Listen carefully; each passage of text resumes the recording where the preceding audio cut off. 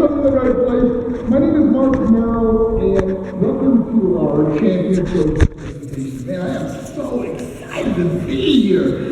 Man, today, I want to entertain you. I want to inspire you. I want to empower you to dream bigger than you have ever dreamt before. But most importantly, I want you to unlock the champion you are destined to be. Not hope to be, not maybe, not could be, but destined to be. I'm going to do that by sharing my story with you. It's a story of tragedy and triumph, defeat and victory. But it's a message of inspiration, hope, and believing in your dreams.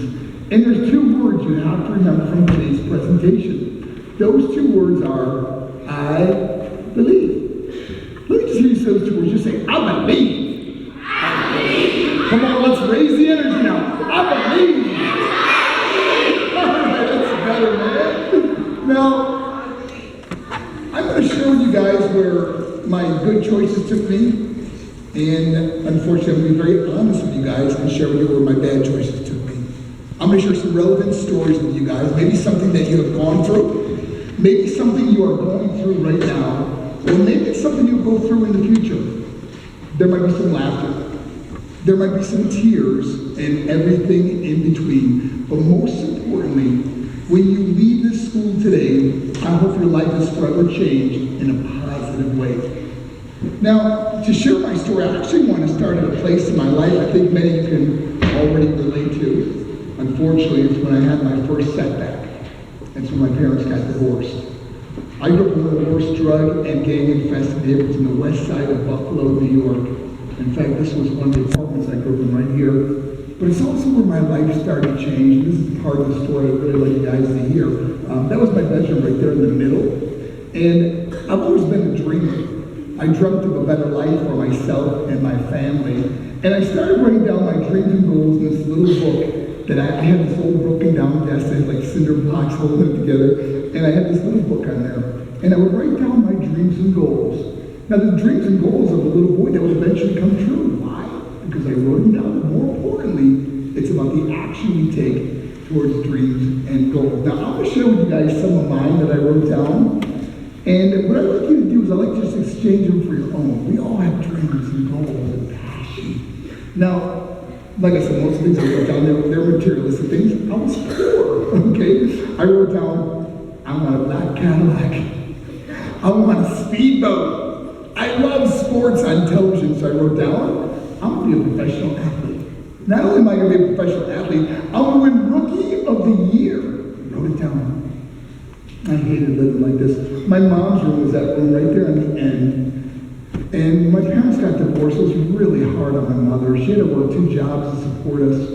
And she would often come home late at night. My room being next to hers, I would hear her cry herself to sleep. Oh, it used to break my heart. So I wrote down in my little book, I want to get my mom a house. I want to be rich. I want to be a millionaire. I want to be famous. I want to be somebody. See, many times when we're young, we believe that money and fame is the key to happiness. Kind of the world teaches us and the media portrays all these rich and famous people are so happy. Success is the key to happiness. But the truth is, and I'm living proof, happiness is the key to success. And happiness is a choice we all have the ability to make. When you realize it's not so much about your circumstance or your situation, it's how you respond to it. In much of my life, I had a horrible response to adverse situations. I had a foul mouth and a bad temper. I got so sick of having to go back to people and say, I'm sorry for talking this way. I'm sorry for acting that way. So I had to make a change in my life. Now this is the actual book I wrote my dreams and goals into existence when I was 10 years old. I still have it today. The dreams and goals of a little boy that would eventually come true. Why?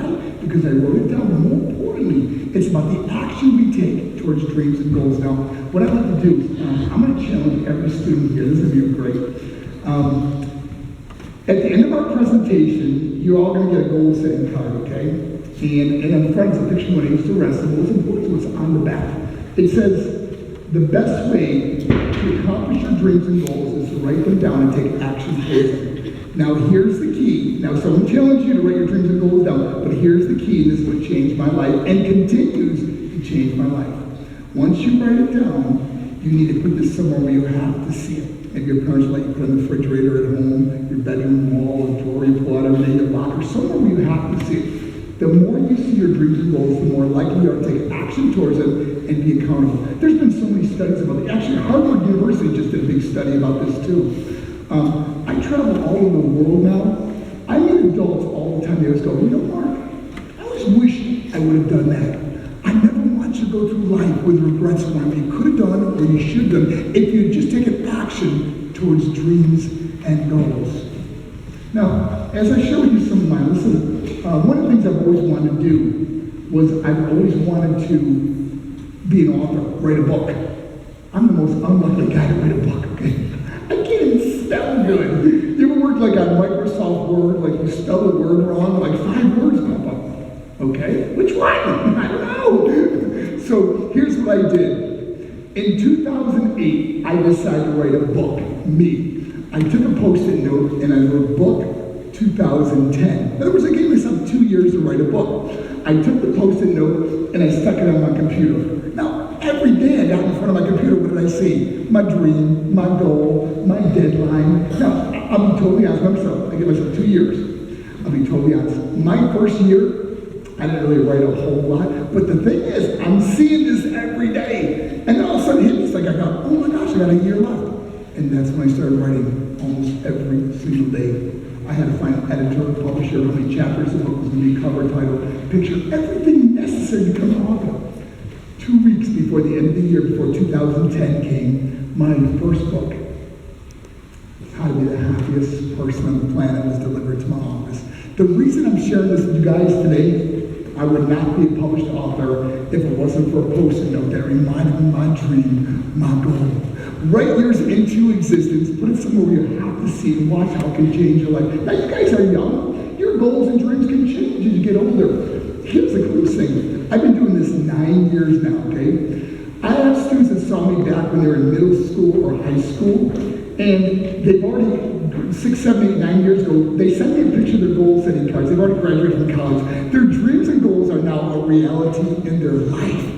We just got one the other day. A little girl saw me in middle school, who's always wanted to be a singer. She started putting her songs up on YouTube, and kids at school would make fun of her and tell her she couldn't sing, and she really lost her confidence. And then when I came to her school and I shared with her about writing it into existence, she wrote down, I'm going to get a record deal, I'm going to have a #1 hit, I'm going to have my own CD, all these amazing things. She stuck it on her wall. Now, fast forward, all these years later, she just sends me a picture of her goal-setting card and said, Mark, I just signed my first big record deal. Dreams and goals are a reality, but you have to work hard. You know, when I was in school, we really studied some really inspirational people. Like, you guys might have studied Helen Keller. For those who don't know, Helen Keller was the first deaf and blind person to get a Bachelor of Arts degree. Remember, she can't see, she can't hear. She gets a Bachelor of Arts degree in college. And they said to her, they used to communicate with her through like Braille writing, and they said to her, they go, is there anything worse than being blind? And she said, yes, having sight without vision. Where do you see yourself down the road? I mean, how high are you willing to aim? How big are you willing to dream? How hard are you willing to work towards your goals, your dreams, your passion? I'm going to say something right now. There are some of the most talented people sitting right here in this gym. There are people in this room that can sing like an angel. There are people in here that are great athletes that we may watch playing for the Vikings someday. There are people in here that will develop apps for iPhones that are so talented. But see, the problem is, so many times we base our limitations on what other people think and say. You are not defined by someone else's opinion.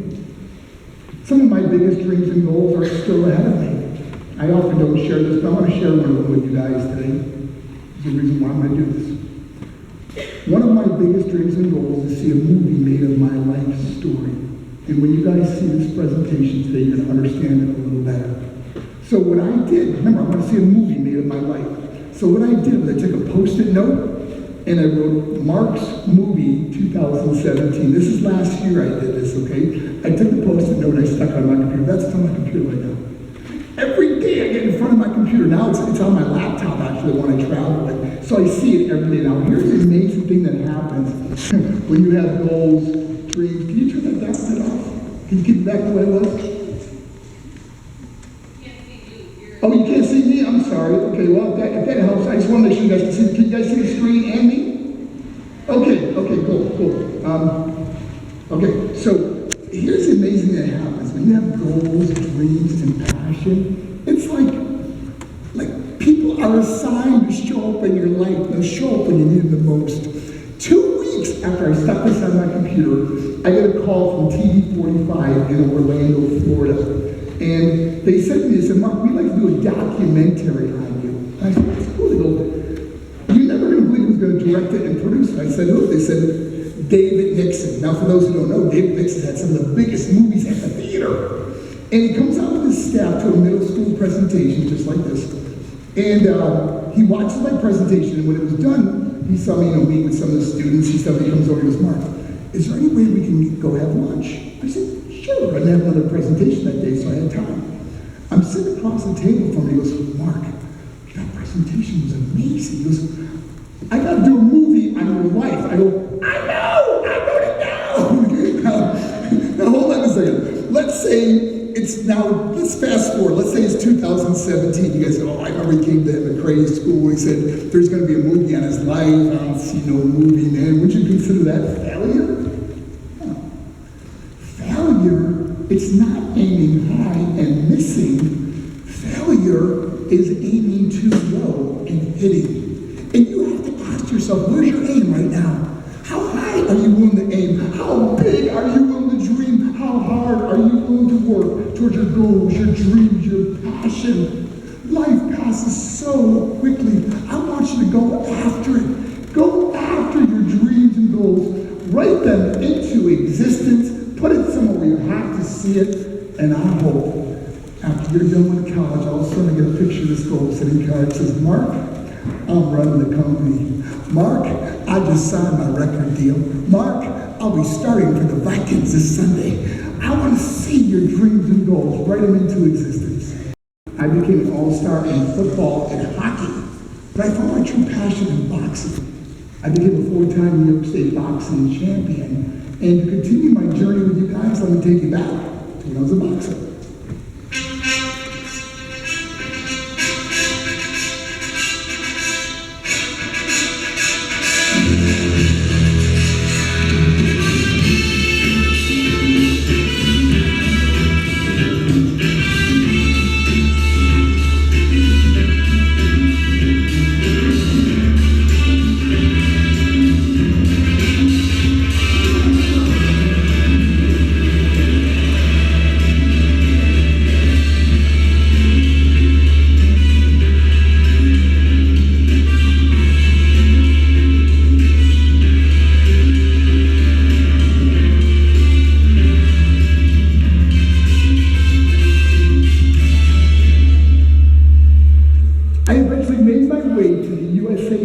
Team. I moved from New York to Colorado Springs, Colorado. I trained at the U.S. Olympic Training Center.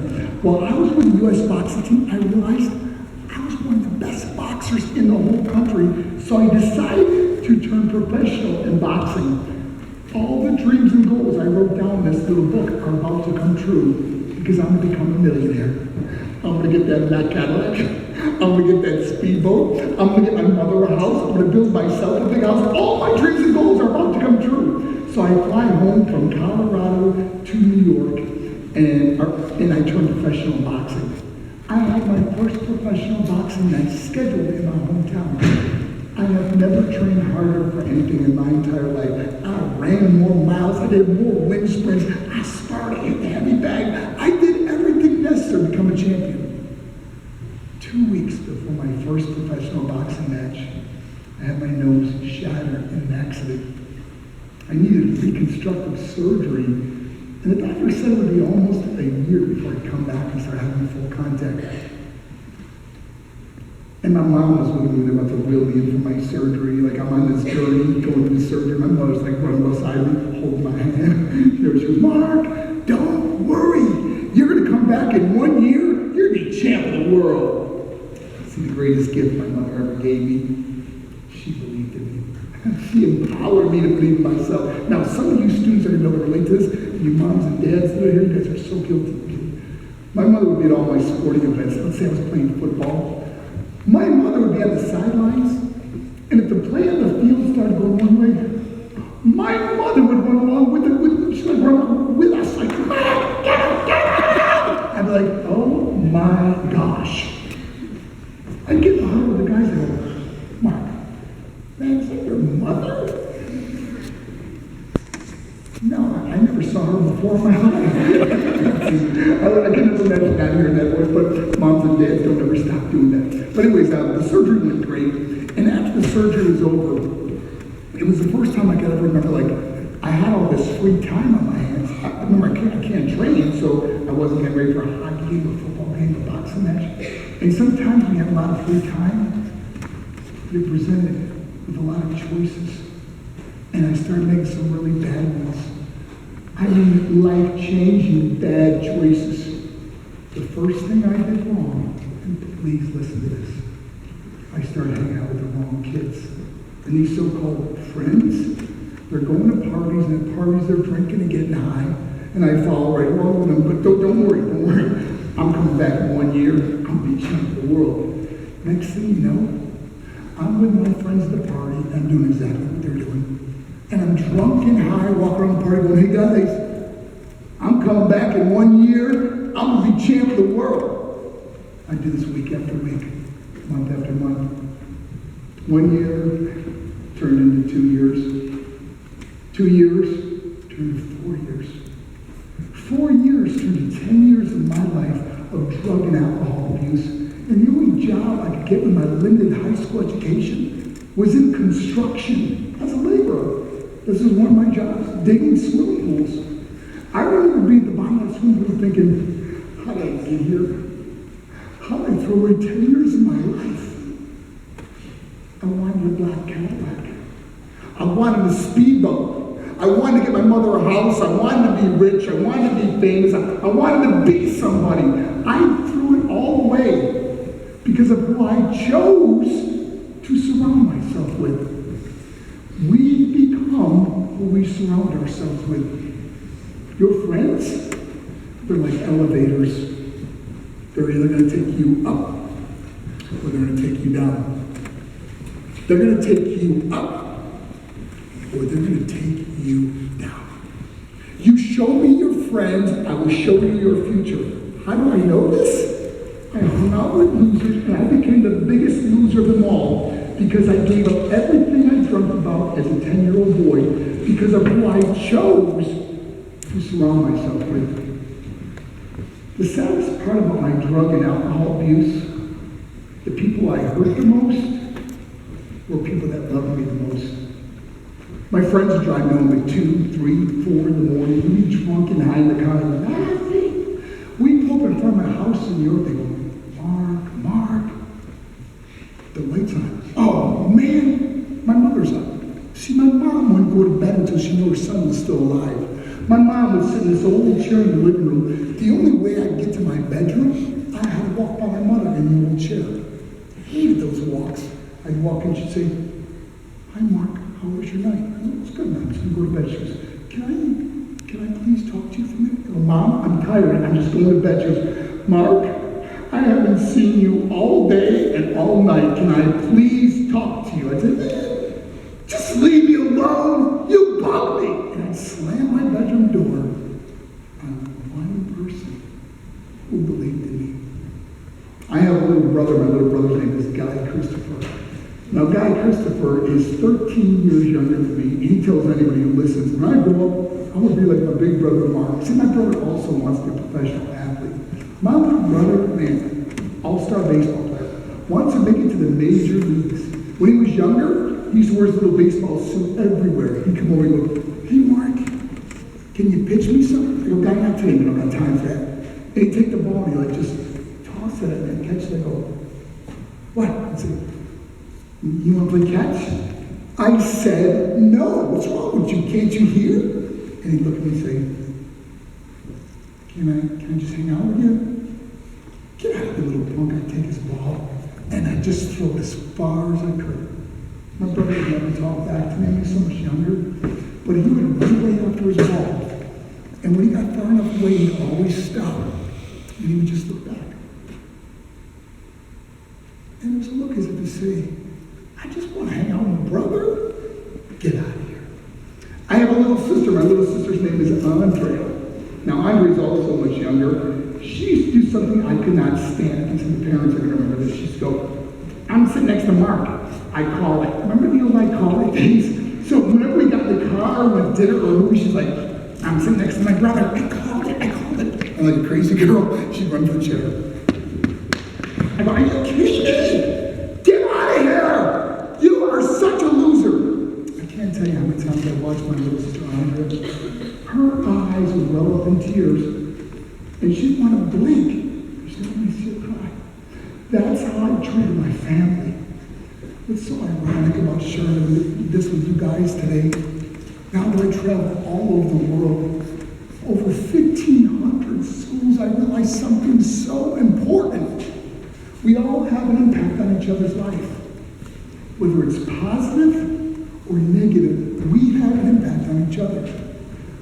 My question to you, how are you being treated? Better yet, how do you treat other students? You know, every week I receive hundreds and hundreds of letters. Most of them are so beautiful.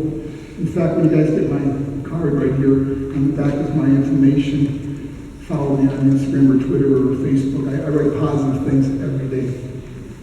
And most of the letters I get is common things students will say it changed their life. But I also get letters from students that are going through isolation, loneliness, depression, being bullied or abused, self-harming, burning, cutting themselves. In worst case, students that feel like they don't want to be here anymore. And those letters actually break my heart.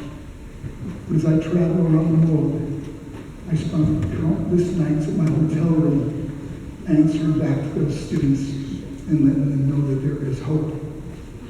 Meeting people like Miss Sparks and Miss Hunt that brought me here is because we want you to know that there is hope if you're going through a hard time. And I want to say something. Thank you guys for being so respectful. I know this isn't for everybody, but there may be some students in here going through some really hard times. I want you to know something, you're not alone. There was a time in my life where I didn't want to be here anymore. When you hear my story, I think you're going to understand it a little better. I wanted to end it all. I felt hopeless. I felt like I didn't have anybody to talk to. I am thankful every single day I didn't make that decision to hurt myself. I would have never known all the beautiful things that were to come in my life. New friends, new family, a new marriage, the most incredible woman I would have ever dreamed of meeting. A purpose. I would have never known the gift, the joy it is to help somebody else if I would have ended it that day. I got a call not too long ago from a man named Rob Allen. He actually knows coming to Minnesota and he asked me to share this story with you guys. I got permission. And as soon as I picked the phone, I heard pain in this man's voice. He said, Mark, I don't know if you've seen the news. My son is Kiefer Allen. And he proceeded to tell me how Kiefer was bullied every day on the school bus. Going to school, coming home week after week, month after month. Kiefer couldn't take it anymore. The bus driver dropped him off after school like he always did. He ran to his parents' bedroom where he knew they had a gun. He texted his family and said, I love you. He took the gun and he ended his life. What Mr. Allen said next is what he asked me to share with you guys. He said, Mark, I never knew my son was being bullied. My son Kiefer never told anybody. He held that pain in week after week, month after month. If I would have known, I would have saved my boy. I will never forget that man's voice and those words. I would have saved my boy. I meet students every day through social media or in person. They're going through so much pain right now. Some of you sitting here have been been bullied for a long time. Some of you it's been week after week, month after month. And I've got their students who are sitting here, it's been year after year. But nobody can help you until you talk to someone about it. See, when you hold it inside, it's like a volcano. And sooner or later, that volcano is going to erupt. And it's going to erupt in negative behavior. Many times, it would lead to hurting other students because of the pain that you're going through. It would lead to self-harm, drugs, or alcohol. And worst case, that feeling of not wanting to be here. But like I said, you're not alone. And I'm just asking you to please talk to someone. Please reach out to someone if you're going through a hard time. And if you still feel like you don't have anyone to talk to, you can always write to me. The only reason I ask you to be a counselor or a trusted adult, because sometimes it takes me weeks to get back to a student because I get so many letters every single day. You see, when I was a little kid, I was bullied really bad. A lot of people look at me as this tough boxer, wrestler. But when I was a little kid, my mother couldn't afford clothes for me to go to school. She bought all my clothes at garage sales. She'd spend pennies, nickels, and dimes on pants, shoes, and shirts. I would often have to go to school. My pants were way too short.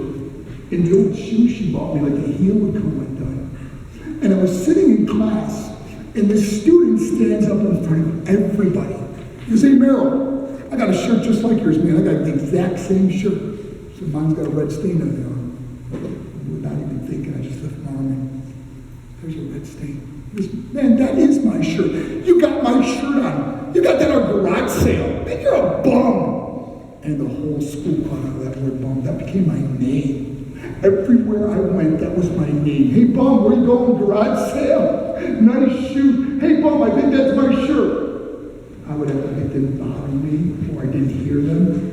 But inside, I was dying. I would run home from school, and I would sit in the stairwell going to my apartment. I would spend hours waiting for my mother to get home from her second job. It'd be dark outside. She'd open the door, and I'd stand there, "Mom, look at me. I can't go back, please." She would just drop everything.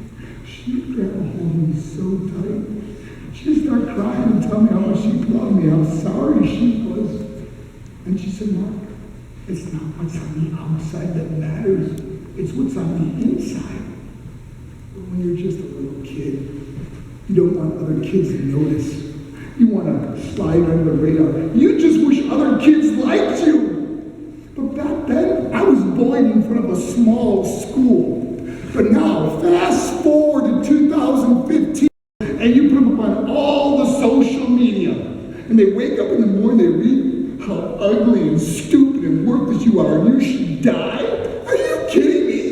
And you wonder why you're seeing so many young people that are having eating disorders, feel unloved, feel unwanted, feel ashamed, feel afraid to go to school, have such anxiety just to walk up to those school doors, are now on medication because of your words. Words can kill. You know, just because some of your parents might be able to afford nice clothes and nice shoes, it doesn't make you no better than me. And now in my life, I can afford nice jeans and nice sneakers. Oh my gosh, I'm no better than you. It actually breaks my heart if I ever hurt one of you guys. Man, I can't admit it, I'm so excited coming here. I want to lift you up. I want you to realize how talented and special and gifted each and every one of you are. See, the problem that I had, I started believing all the lies. All the lies about myself. I hated who I was. I couldn't stand looking in the mirror at myself because I just saw myself as a bum, as no good, as ugly and stupid and worthless.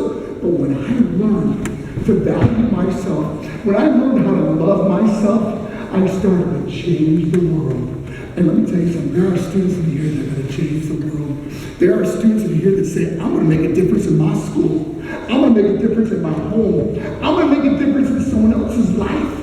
I'm going to make a difference in my life." See, the reason I was brought here is we got to come together as a community. We got to come together as a school, as schools, as a family. We can no longer back down. We can no longer sit down. We got to stand up, step up, and speak up against bullying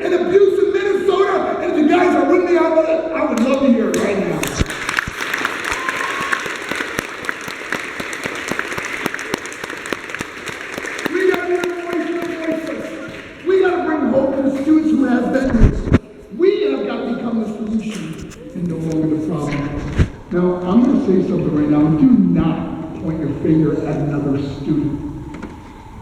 If you are a student that is sitting in this gym, that's been constantly bullying, hurting, humiliating, bullying, cyberbullying, making someone's life miserable, and you know who you are, I'm going to ask you to do a huge, huge favor.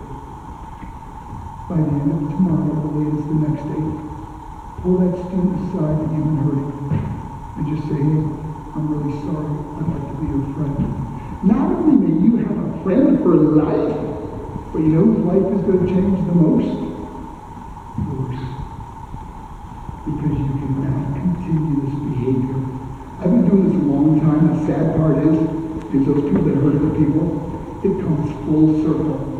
And we all know what it feels like to be humiliated, hurt, bullied, made fun of. It's not a good feeling.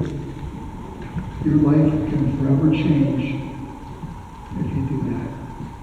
Because you cannot have strong friendships, strong relationships, and eventually someday when you're married, strong marriages, if that's how you treat people. The other reason why I'm so passionate about this work is a little tough. I was also the bully. That's right, I was the bully. I told you how I treated my family. That is a huge form of bullying. What I put my little brother and sister through, the disrespect I had for my parents, the language I used on my poor mother. I moved out at 18 years old. I don't need those people. I'm going to go out and be rich and famous. Next thing you know, I started getting these phone calls from my little sister Anna. You guys remember her? I'm sitting next to Mark. I call it.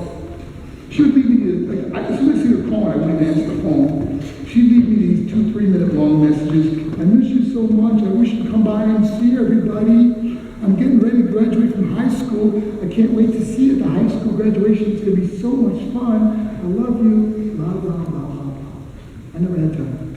I never even went to a high school graduation. Next thing, I got this 2-page letter through the mail. Remember the old way for the post office? 2-page letter starts off saying, Mark, I want you to know I love you so much. I miss you. And Dad told me to tell you that he misses you too. It'd be great for you to stop by and see everybody. I'm getting ready to go to college. Blah, blah, blah. I never had time. My sister went on to graduate from Syracuse University. She got a degree in electrical engineering. She's so smart.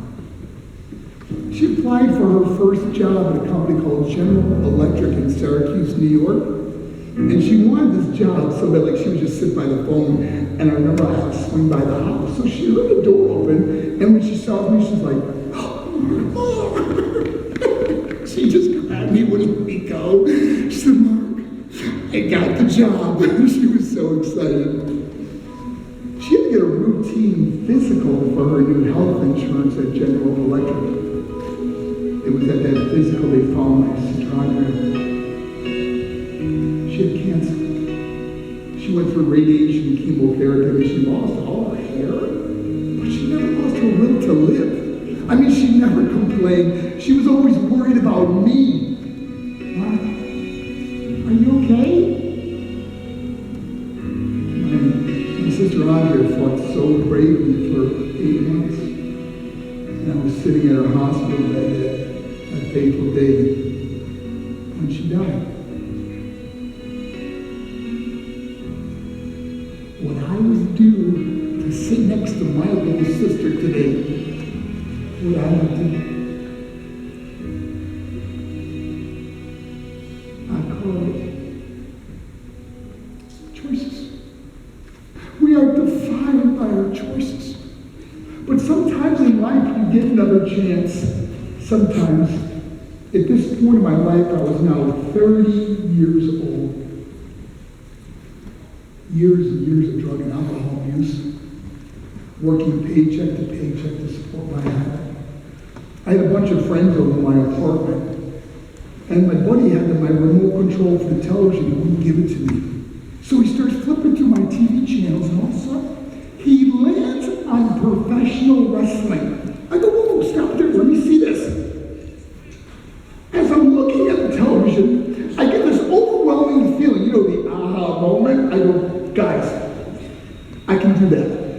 My buddies busted out laughing. Oh, Mark, look at the size of those guys. They will pick you over their head and throw you right out of that ring. I said, no, I can do that. My other buddy goes, Mark, you're 30 years old. Are you going to start a pro career now? I said, yes, I believe. Now, it was the action I took next that changed my destiny. Just like it's the action you take when you leave this gym today.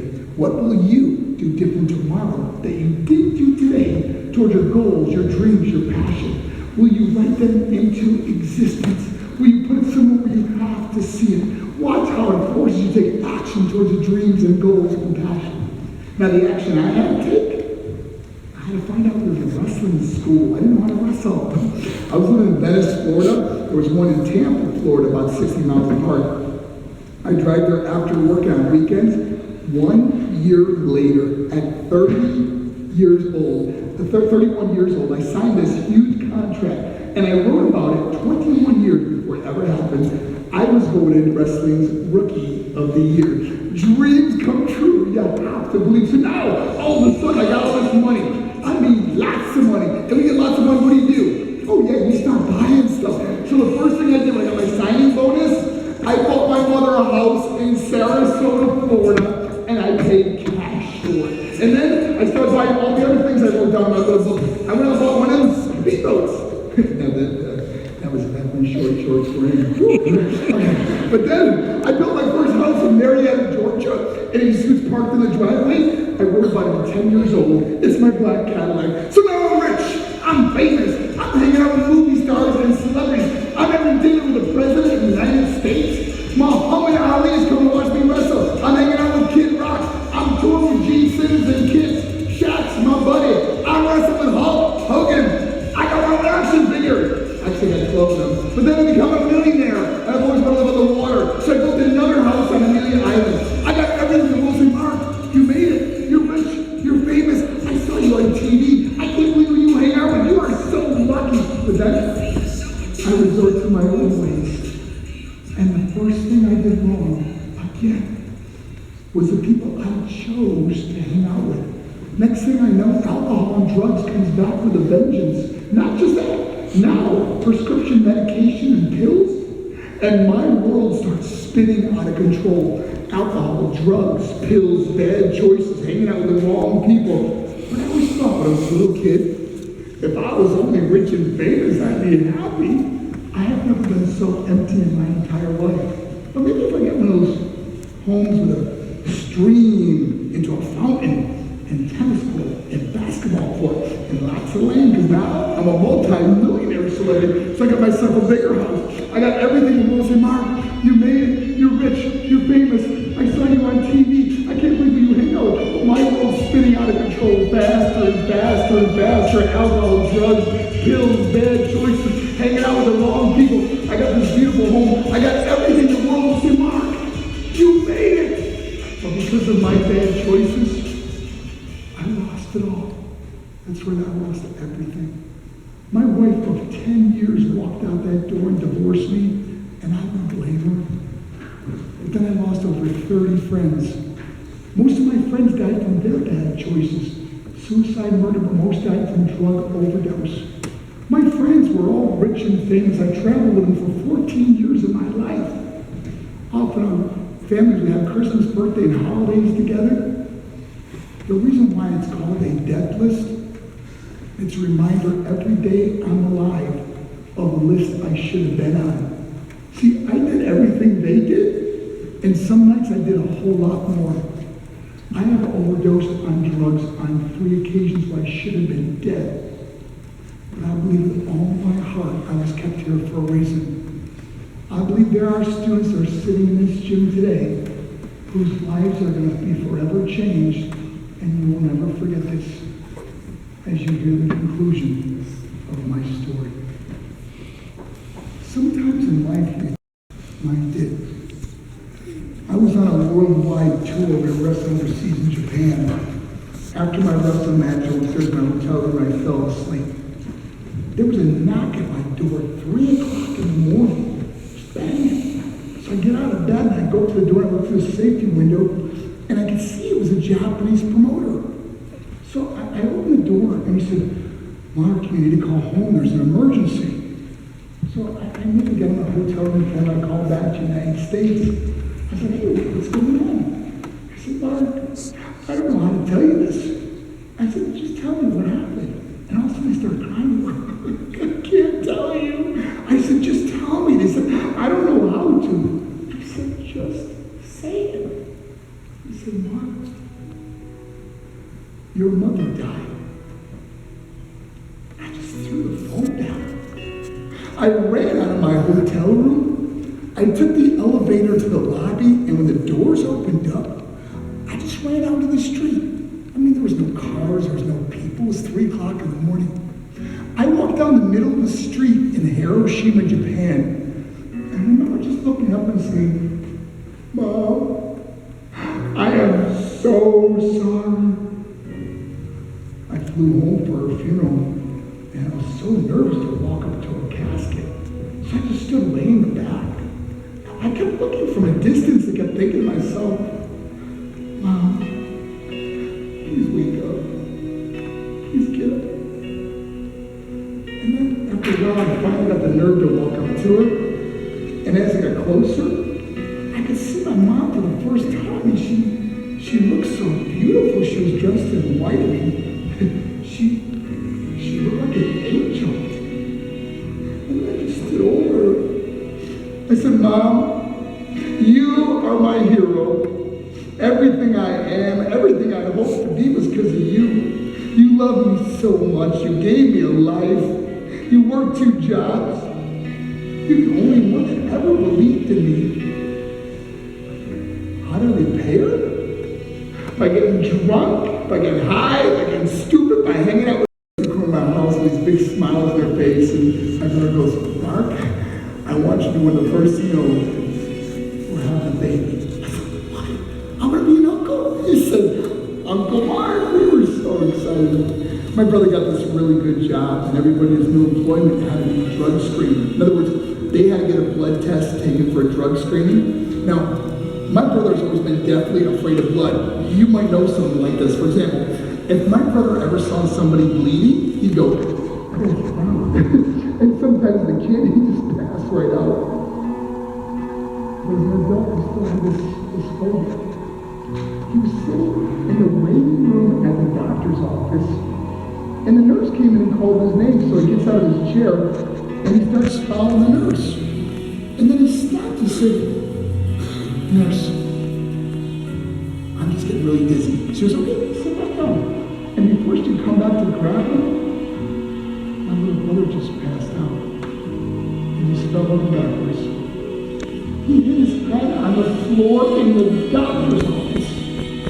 I'm on the road wrestling on my tour. I get this phone call and they said, Mark, your brother Guy Christopher had a falling accident at the doctor's office. He's at the Sarasota hospital. Now, my first reaction was like, okay, how bad can you get hurt in the doctor's office? I said, he break his arm? They said, Mark, can you get here as soon as possible? So I asked for permission to get off the tour. Of course, they allowed me. I drove to the Sarasota hospital as fast as I could.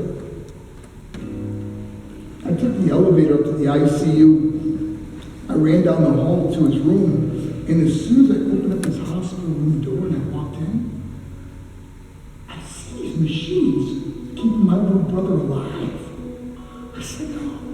I asked everybody in the room to please leave. It was my older sister Jody, his wife Gina that was pregnant, and friends and family all around the bed, praying and hoping it was going to be okay. I just asked everybody to leave because I just wanted to be alone with my little brother. You see, my mother died 2 weeks before this. How much can your heart take? Everybody left the room. I went over to his hospital bed. I put my hands on the railings and just stared at me. He looked so handsome. It looked like he was just sleeping. And then I just got down on my knees. I grabbed his hand. I just said, please, we need a miracle. He's only 21. He's going to be a daddy. And just then, the door opens up. And it's the doctor and my family. And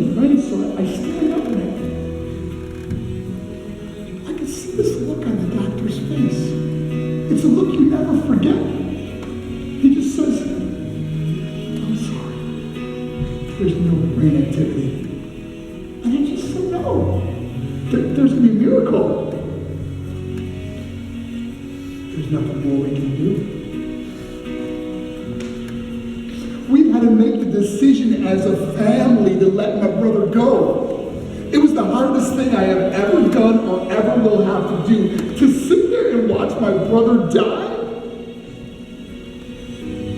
But there was a miracle. We donated his heart and his organs. The doctor said it may have saved the lives of 4 or 5 people that are on our transplant list that may not have lived if it wasn't for my brother's gift. 1 month after my little brother died, his precious baby, my little niece, Balika, was born. She never got to see her dad.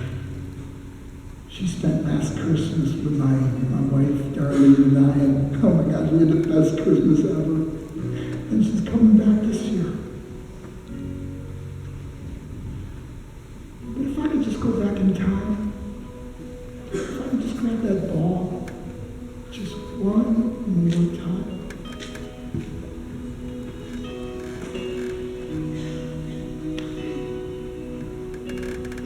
I would have thrown it. I could have been a better brother. See, I lost my friends. I lost most of my family. But most of them died from bad choices. My friends, over 30 of them, suicide, murder, but most died from drug overdose. For what? To get high? I still talk to some of their family members, like on Christmas and birthday and holidays. They always say the same thing. If he could just see his son looks just like him. Oh my gosh, you students are sitting here today. Oh my gosh, the talent that is going to come out of this place is absolutely incredible. Man, I'm going to be buying your novel. I'm going to be watching you playing sports on television. I'm getting your CD. But if you choose to surround yourself with people involved in drugs and alcohol and pills and meth and heroin, it's a dead end. I didn't come here to preach to you. I live this life. It leads to broken hearts, broken dreams, broken relationships, and especially the most important ones with our own families. And it leads to death. For what? To get high? My mother and father died from their bad choices. My mom and dad died from cigarette smoking. My mother died from a massive stroke after years of smoking. She was only 58. And my dad, who was my best friend, he died while I was holding him in my arms from lung cancer. You should still be here. If you guys have a brother or a sister, when you go home today, tell them how cool they are. Tell them how beautiful they are. If you have a mother or a father, when you go home, tell them how much you love them. That was the last picture I ever took of my mom before I left to go to the airport for Japan.